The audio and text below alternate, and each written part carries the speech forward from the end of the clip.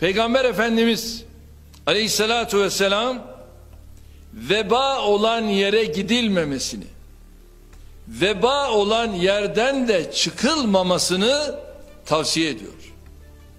Bugün bize düşen de hadisi şerife uygun şekilde Covid-19 virüsünün bulaşma ihtimali olan yerlerden uzak durmak, virüse maruz kalmışsak da iyileşene kadar diğer insanlarla teması kesmektir.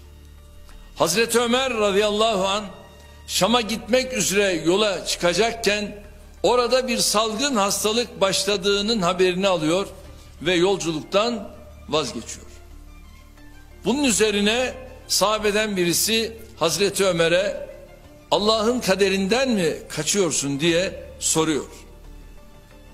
Hazreti Ömer radıyallahu anh bu soruya cevabı çok manidardır. Evet, Allah'ın kaderinden yine Allah'ın kaderine kaçıyoruz. Bugün bize düşen görevde gereken her türlü tedbiri alarak takdiri Allah'a bırakmaktır.